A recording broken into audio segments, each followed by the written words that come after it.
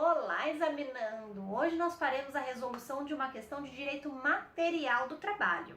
Então, o exercício de hoje é bem interessante, porque não se trata exatamente de uma pegadinha da FGV, mas ela quer saber, através dessa questão, se você está preparado, se você tem o conhecimento aí das súmulas, dos entendimentos sumulados pelo Tribunal Superior do Trabalho. E também, claro, da CLT, do direito do trabalho no geral. Nós vamos fazer a leitura do enunciado, eu vou explicar para vocês algumas coisas a respeito do tema, então nós vamos fazer a leitura de dispositivos da CLT e vamos fazer a leitura das alternativas. Depois eu vou apresentar para vocês duas súmulas que resolvem essa questão, tá? Não tem muito como desenvolver sem ter o conhecimento dessas súmulas, então o estudo ele realmente tem que ser aprofundado, a gente tem que se dedicar para fazer o exame de ordem realmente, passar e enfrentar a primeira fase e depois da segunda fase já ter isso aí bem estudadinho, bem fresquinho na cabeça. Se vocês forem prestar a segunda fase de direito do trabalho, vão tirar de letra. Mas vamos lá, vamos fazer a leitura do dispositivo, então, do texto, né, da questão. Depois vamos fazer a leitura de artigos que auxiliam, leitura das alternativas e, por fim, das súmulas. E aí identificar qual que é a resposta correta. Solange é comissária de bordo em uma grande empresa de transporte aéreo e ajuizou reclamação trabalhista postulando adicional de periculosidade, alegando que permanecia em área de risco durante o abastecimento das aeronaves porque era feito com a tripulação a bordo. Iracema, vizinha de Solange, trabalha em uma unidade fabril recebendo adicional de insalubridade, mas, após 5 anos, sua atividade foi retirada da lista de atividades insalubres, por ato da autoridade competente. Sobre as duas situações, segundo a norma de regência e o entendimento consolidado do TST, assinale a alternativa correta. Muito bem, esse exercício ele retrata o quê? Adicional de periculosidade e adicional de insalubridade. Primeiro de tudo, você precisa saber qual que é a diferença desses dois adicionais, e também saber o que a lei fala a respeito deles. Tendo então essa situação aí super esclarecida, para que não restem dúvidas, nós vamos partir então para a leitura das alternativas. E depois disso, desenvolver aí as questões para então alcançarmos qual que é a resposta correta. Alternativa A. Solange não tem direito ao adicional de periculosidade e Iracema perderá o direito ao adicional de insalubridade. Alternativa B. Solange tem direito ao adicional de periculosidade e Iracema manterá o direito de insalubridade por ter direito adquirido. Alternativa C. Solange não tem direito ao adicional de periculosidade e Iracema manterá o direito ao adicional de insalubridade. Alternativa D.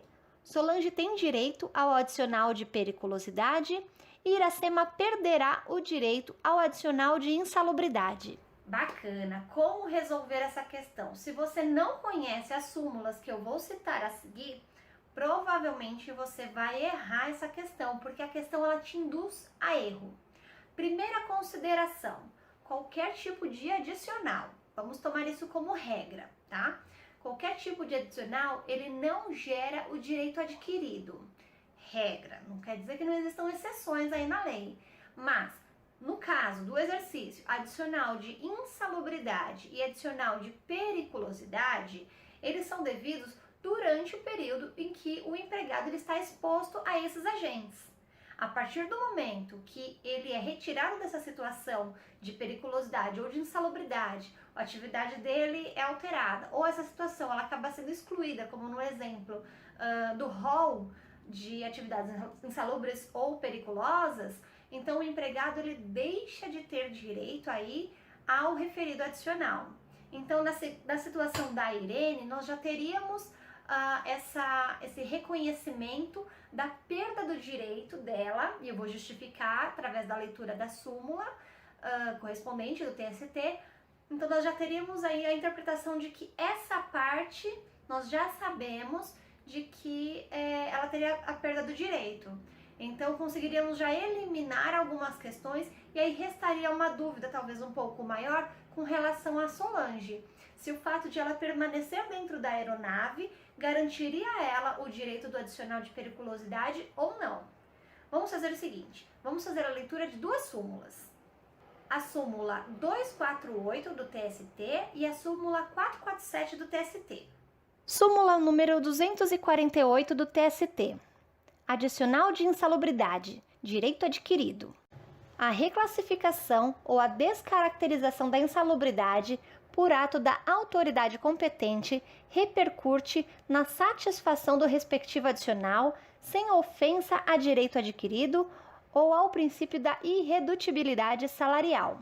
Viu só? Pela leitura da súmula 248 do TST, nós já temos essa situação que eu acabei de mencionar para vocês solucionada. Então, Iracema não tem direito à percepção, à manutenção, na verdade, do adicional de insalubridade, tendo em vista que ele foi retirado do rol. E uma vez retirado, não existe direito adquirido, Iracema irá perder o direito a esse adicional.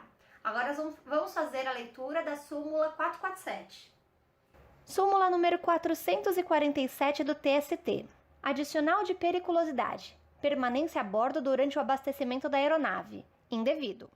Os tripulantes e demais empregados em serviços auxiliares de transporte aéreo que, no momento do abastecimento da aeronave, permanecerem a bordo, não têm direito ao adicional de periculosidade a que aludem o artigo 193 da CLT e o anexo 2, item 1, a linha C, da NR 16 do Ministério do Trabalho e Emprego.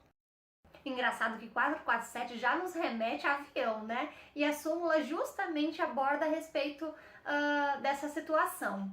Então, essa súmula, ela deixa muito claro de que os empregados ali, os comissários, que permanecerem no voo durante o abastecimento da aeronave, não terão direito ao adicional de periculosidade. Incrível, né? Eu tenho lá as minhas ressalvas com relação ao entendimento dessa súmula, mas é o que está sumulado, é o que os tribunais aplicam, então no caso Solange não teria direito ao adicional de periculosidade, não teria direito à percepção deste adicional. Logo, de acordo com as alternativas que nós lemos, nós temos que a alternativa correta seria a alternativa A. E o entendimento, o embasamento para resolver essa questão é puramente conhecer as súmulas do Tribunal Superior do Trabalho. Então, faça um estudo, pega o índice remissivo aí essa última semana antes da prova, pega temas pontuais, dá uma lida, dá uma revisada nas principais súmulas, principais OJs, né? Faz o estudo das provas retroativas para que você tenha aí uma base bem legal para poder enfrentar a prova do próximo final de semana. Conte comigo, nós então, eu, Prof. Karina Arruda, no meu Instagram, assim como meus parceiros, disponibilizaremos todos os dias no curso dessa semana exercícios resolvendo questões passadas dos exames de ordem feitos pela FGV, para que você examinando possa então ter aí uma segurança, ter fresquinho algumas pegadinhas, né? E qual que é a metodologia da FGV e como que você pode fazer então para solucionar, para resolver, né, essas questões. Então,